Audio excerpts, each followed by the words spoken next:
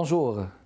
C'est avec plaisir que nous accueillons aujourd'hui le réalisateur Claude Gagnon pour parler de son film paru récemment, Les Vieux Chums.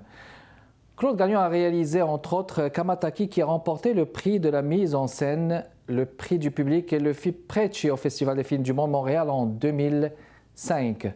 Il a également gagné une mention spéciale du jury au Festival international du film de Berlin. Claude Gagnon est parmi les rares réalisateurs à avoir remporté le Grand Prix des Amériques au Festival des films du monde de Montréal avec Kenny en 1987. Ici Kamal Benkiran, bienvenue chez Arts et Lettres. Monsieur Gagnon, je vous souhaite la bienvenue parmi nous. Bonjour, c'est un plaisir d'être là. Merci d'être avec nous. Les Vieux Chums, c'est votre tout dernier, maintenant dans la plupart des salles de cinéma. Il paraît que c'est une histoire aussi qui fait partie de vous, en partie inspirée par une expérience de fin de vie, n'est-ce pas, de l'un de vos amis. C'est quoi l'histoire en général des Vieux Chums? Il faut dire qu'à chaque fois qu'on fait un film, c'est toujours plus ou moins personnel. C'est-à-dire qu'on parle de trucs qui nous sont arrivés et on mélange tout ça et on en fait une fiction par la suite. Alors, ce qui est arrivé dans ce cas-ci, c'est que mon ami d'enfance qui s'appelle Luc Matt, avec qui j'ai grandi, on était en première année ensemble, ensuite on est allé au secondaire ensemble, au séminaire, on a fait les 100 coups ensemble, on est allé travailler dans les mines, même ensemble pendant plusieurs années. Et je suis allé à l'étranger pendant quelques années, je suis allé vivre une dizaine d'années au Japon. Quand je suis revenu, on a fait deux longs métrages ensemble. C'est quelqu'un de qui j'étais vraiment très près. Et il y a une douzaine d'années, j'ai reçu un appel et mon ami était en phase terminale. Il lui restait au maximum une année à vivre. Pendant cette période-là, on s'est rapprochés beaucoup. On est redevenus vraiment comme quand on était ado, finalement. On se voyait minimum une fois par semaine. Et ce qui me frappait beaucoup, c'était à quel point il était serein par rapport à ce qui lui arrivait. Il faisait face à la mort qui était imminente, avec le sourire aux lèvres, sans s'en inquiéter. Et ça m'a bouleversé. On a passé la dernière année à s'amuser. Ce qui est très curieux, on s'amusait, on se remémorait nos souvenirs, nos moins bons coups. Et ça, c'est quelque chose qui m'a beaucoup frappé. Et à un moment, je lui ai demandé pour faire un film avec lui, en lui disant, comme tu te sens à l'aise avec tout ça, est-ce que ce serait pensable de faire un film et de t'accompagner jusqu'au dernier moment? Et lui m'a dit non, ça c'est trop me demander, c'est trop épuisant. Mais par contre, si tu pouvais te servir du moment qu'on vit ensemble et pour inspirer d'autres personnes, ça c'est quelque chose qui me ferait vraiment plaisir une fois que je serai parti. Et c'est un peu comme ça, mais c'est sûr que au moment où lui est parti, moi, j'ai pris ça plus dur que... Je pensais que j'étais prêt. On pense toujours qu'on est prêt pour la mort, mais on n'est jamais prêt. En fait, quand lui est décédé, moi, je me suis un peu effondré. Ça m'a pris quelques années avant que je sois capable de me remettre à un scénario, finalement. De se remettre, finalement. Puis, il paraît que vous touchez des sujets donc, comme la mort, justement, comme la maladie, l'amour, l'amitié, et les relations père-fils aussi. À travers l'histoire de Pierrot par Patrick Labbé, c'est ado attardé dans la jeune cinquantaine qui rentre au bercail pour justement faire la paix avec son passé. Justement, ces sujets justement sur la maladie, sur l'amour, sur l'amitié aussi, on a comme l'impression que ce sont des sujets ou des valeurs qui sont comme en voie d'extinction, comme s'il n'y a plus d'amitié. Est-ce que vous partagez justement cela? Moi, je peux témoigner que de mon vécu, pas vraiment du vécu des autres. Je ne sais pas ce qui se passe dans la société. En même temps, je sais que mes enfants ont vécu et vivent des amitiés encore d'une façon très intense. Je sais que ma petite fille aussi est en train de développer des amitiés. Oui, Je pense que l'amitié est toujours là. Mais en même temps, ce sont des valeurs qui sont transmises par les familles. Ce sont des c'est valeurs qui ça. sont transmises par... Donc, par exemple, relation père-fils, moi, dans mon film, ce qui est assez amusant, c'est que Mhm. j'ai des amis d'enfance qui sont allés voir le film et qui, à la sortie du film, ont dit, mais Claude, mais t'avais pas de problème avec ton père? Mais j'ai dit non, bien sûr que non. Mhm. J'ai Mhm. adoré mon père. On a eu une relation extraordinaire toute notre vie. Mais j'ai dit, bon, j'ai fait une fiction. J'ai pas fait un documentaire sur ma vie. J'ai, j'ai, euh, je me suis inspiré de faits vécus et j'ai envoyé ça dans une autre direction. Mais entre autres, la relation père-fils m'apparaissait comme un thème universel. Oui. Ce qui est intéressant au cinéma, c'est quand on touche des thèmes qui sont capables de rejoindre des gens n'importe où dans le monde, indépendamment de leur culture, indépendamment de leur milieu socioculturel. Je veux dire, euh, il faut trouver des thèmes qui sont capables d'atteindre les gens. Et c'est sûr que des thèmes comme l'amitié, des thèmes comme la mort, des thèmes comme la relation père-fils Oui. sont des thèmes universels. Entre autres, parce qu'on parle justement de la relation père-fils qui m'a frappé Mhm. beaucoup, c'est qu'il y a énormément de gens qui, à la sortie de la salle, viennent me parler de comment ils ont été touchés, surtout relation père-fils, Sur le relation côté père-fils. relationnel. Mhm. Et ça a été un peu une surprise pour moi. Je m'attendais à ce qu'on me parle beaucoup de la mort, mais on Mhm. me parle beaucoup plus de relation père-fils Oui. et Les gens relation retiennent d'amitié, parfois ce qu'ils veulent. bien sûr. Oui. Bien sûr. Parfait. Excellent. Bon, on va faire une pause publicitaire et on va retourner dans les prochaines minutes. Notre invité d'aujourd'hui, M. Claude Gagnon, cinéaste et le réalisateur des Vieux de Chaume. Restez avec nous, mesdames et messieurs.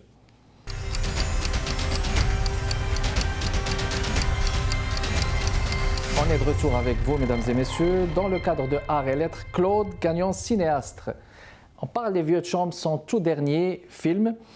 Monsieur Gagnon, il y a une touche philosophique aussi dans ce film. Le père de Jacques qui dit dans une scène de film, la mort nous aide à grandir, à mieux apprendre à vivre. C'est philosophique. Je vous laisse commenter à ce niveau. Ben, c'est sûr que moi, un des trucs qui me frappe beaucoup dans la société d'aujourd'hui, euh, peut-être un peu moins dans la société musulmane, mais dans la société en général, la société Mhm. occidentale, euh, on a beaucoup perdu certaines valeurs. Autrefois, on apprenait beaucoup des personnes âgées, on apprenait beaucoup des aînés. Euh, Avec les médias sociaux, avec les sports, Mhm. les jeunes ont soudainement obtenu une espèce d'indépendance physique, physique, qu'est-ce que je dis? Une indépendance économique très grande. C'est-à-dire que tout à coup, on peut avoir 18 ans, on signe un contrat à 3 millions de dollars. On peut Oui. avoir 20 ans et être milliardaire avec l'Internet et tout. Donc, tout à coup, pour la première fois dans l'histoire de l'humanité, je pense que c'est vraiment la Mhm. première fois dans l'histoire de l'humanité que les jeunes ont autant de pouvoir dans la société. Tout à coup, les Oui. jeunes se croient infaillibles et on a donc une espèce de ce que j'appellerais un backlash, c'est-à-dire que tout à coup, quand ils arrivent à 30 ans, à 35 ans, ils se rendent compte que, oups, ils n'ont pas les outils pour se défendre, ils n'ont pas les outils pour faire face à la vie. Oui. Parce qu'autrefois, on apprenait justement des gens qui étaient là devant nous, qui avaient une certaine sagesse et qui nous transmettaient ces notions-là. C'est ça. Ce qui est un peu perdu dans la société moderne. Et j'avais envie beaucoup de parler de ça, de ce... Moi, j'ai passé ma vie à me questionner sur le sens de la vie, à pourquoi je suis là, le fameux to be or not to be. Euh, et, et, et, et pour moi, c'est pas quelque chose de lourd, c'est quelque Mhm. chose d'important qui nous aide à avancer au quotidien. Moi, c'est pas quelque chose qui m'empêche d'avancer, c'est au contraire, c'est quelque chose qui me pousse vers les découvertes, vers l'envie de faire des choses, d'accomplir des trucs. Et donc, cette espèce j'ai beaucoup envie d'en parler et de communiquer de ces thèmes-là avec les spectateurs, de leur dire, écoutez, la mort, c'est jamais drôle. Personne aime faire face à la mort, mais en même temps, c'est ce qui nous amène à nous poser des questions sur les choix de vie qu'on fait.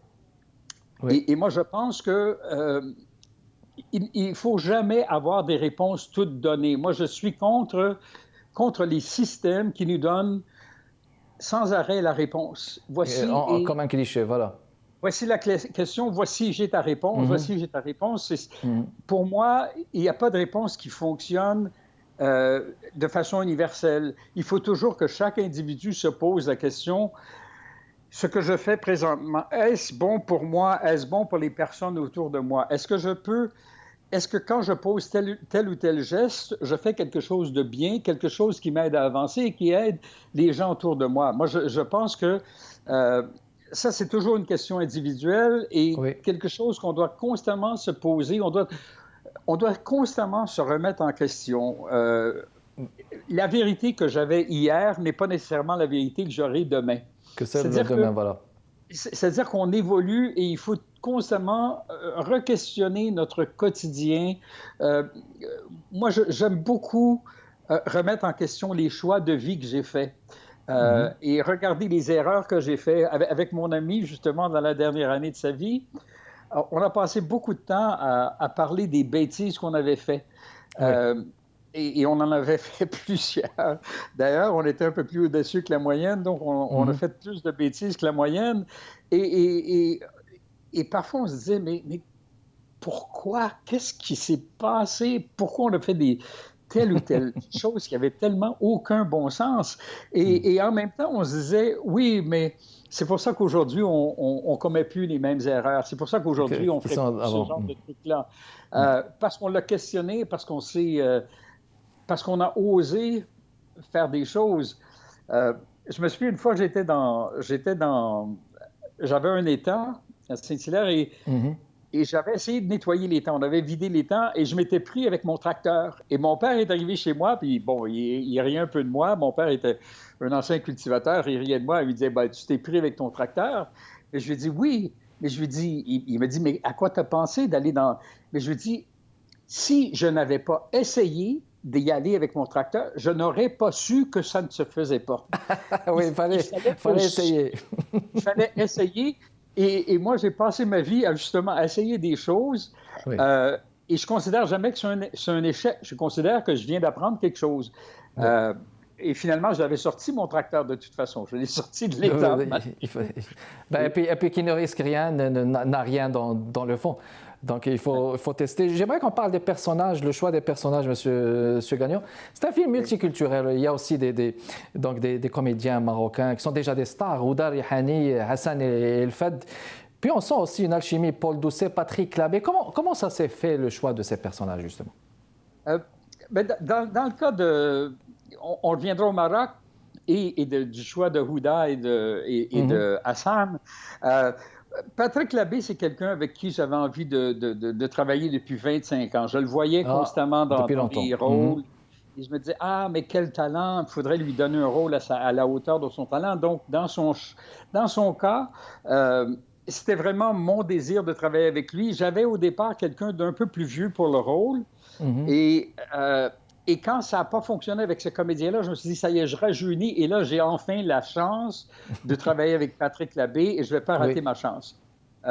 Patrick, lui, était plutôt hésitant, je dois dire. Mais finalement, on s'est parlé, on est allé bouffer ensemble et bon, j'ai réussi à le persuader. Avec Paul Doucet est un comédien très... tout le monde connaît bien son talent, sa palette de jeu qui est vraiment très large. Donc, lui, c'est un choix qui était plus rationnel. C'est un choix qui, une fois que j'avais Patrick Labbé, je me disais, OK, oui, ça va aller. Quand est venue l'idée du Maroc, parce que je voulais avoir... avant, le casting, c'était le Maroc, parce que je tenais à avoir une fin très lumineuse. Je voulais que le film, que symboliquement, on finisse dans la lumière, qu'on finisse dans une espèce de sérénité. Et donc, pour moi, le Maroc fonctionnait très bien à cause du pays, à cause de la chaleur des Marocains aussi. Euh, c'est quelque chose qui se sent, qui se palpe, qu'on ressent. Et donc, qui est intéressante à ce sujet-là. Le choix de Houda est arrivé assez rapidement parce que c'était une amie de mon fils et de ma belle-fille qui est marocaine. Très bien. Alors, on va parler de Houda, si vous permettez, M. Gagnon. On va le faire après la pause publicitaire. Restez avec nous, mesdames et messieurs.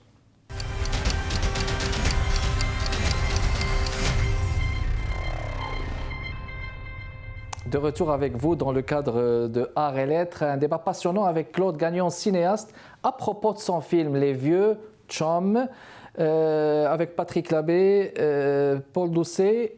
On parlait justement aussi de la participation de comédiens marocains, d'acteurs marocains, Houda Rihani, Hassan El Fed. Je vais vous permettre d'aller jusqu'au bout de votre pensée, M. Gagnon. C'est à vous. Bon, ben donc, évidemment, le Maroc, comme le Maroc s'est imposé, et le Maroc est véritablement un personnage dans mon film. Suite à ça, à partir du moment où on allait au Maroc, j'avais effectivement besoin de personnages marocains. Le personnage Houda, qui est une amie de mon fils et de ma belle-fille, qui, elle, est marocaine.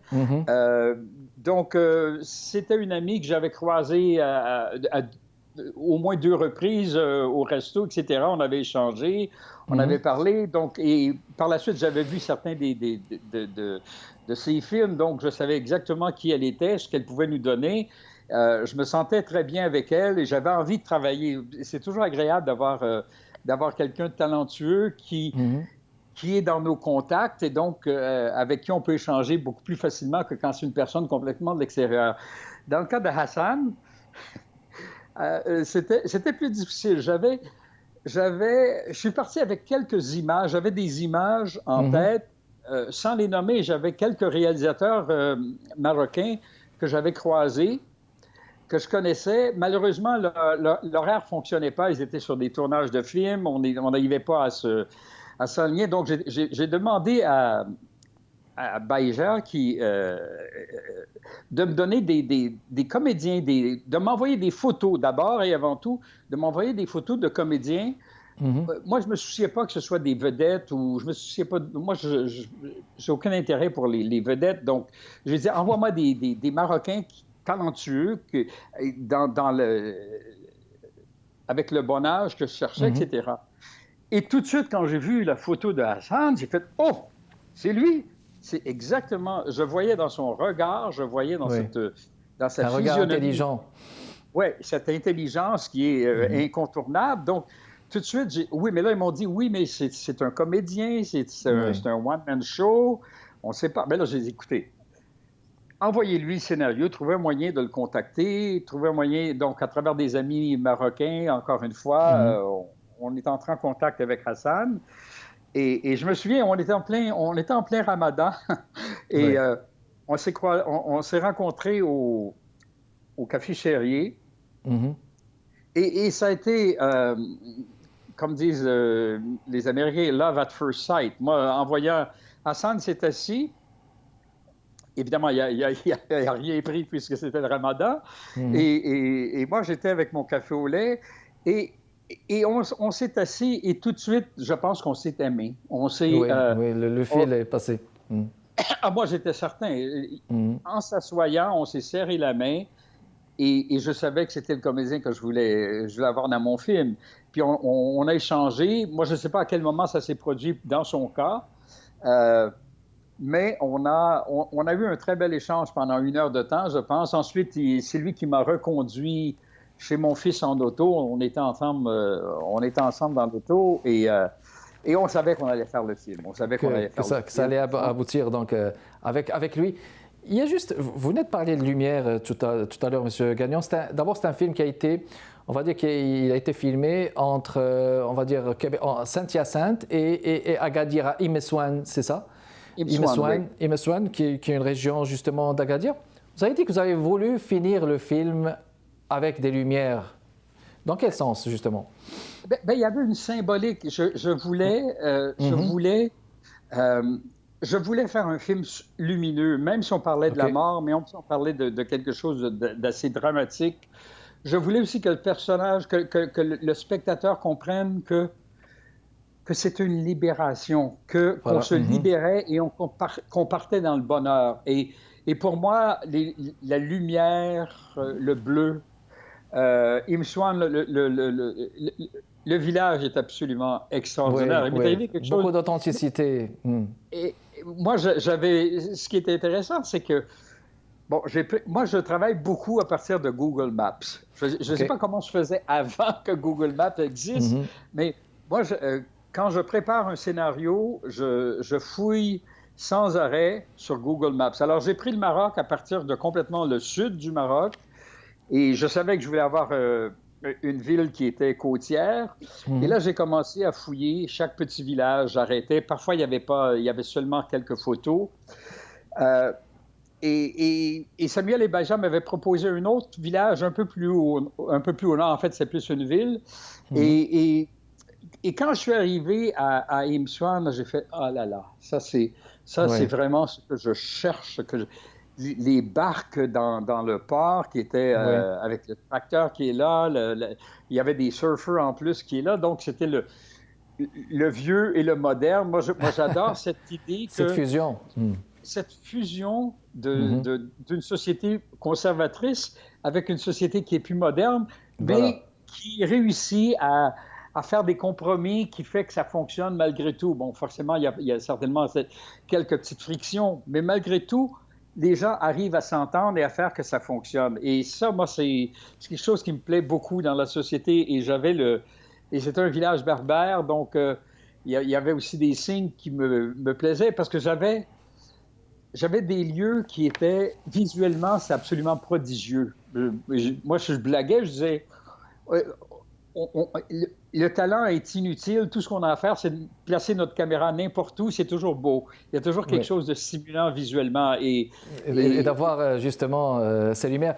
Monsieur Gagnon, il reste juste une minute, mais j'aimerais justement qu'on conclue. Sorti 21 mai, il est disponible, on peut le voir partout, dans tous les cinémas du Québec, justement? Oui, on est sorti à 54 salles pendant 2 semaines de temps. Ensuite, ça bascule à 26 salles, mais là, on sait que le bouche-oreille est excessivement positif. Oui. On est très, très bien placé au box-office. Donc, on va rouler pendant plusieurs autres semaines, je pense. Et ensuite, forcément, surtout dans les grands centres comme Québec, Montréal, Sherbrooke, les villes majeures, et Laval et Longueuil, j'imagine. Et par la suite, évidemment, il va y avoir la vidéo sur demande qui devrait assez bien fonctionner, on espère. Excellent. Alors, merci beaucoup d'avoir répondu à notre questionnaire. C'était Claude Gagnon, le réalisateur Les Vieux Chaumes. Allez voir ce film dans les cinémas du Québec, mesdames et messieurs. Merci encore, Monsieur Gagnon. Merci de votre continuelle fidélité et intérêt, mesdames et messieurs. Kamal Benkiran avec vous pour Art et Lettres. Prochain invité jeudi prochain à 15h30. Au revoir.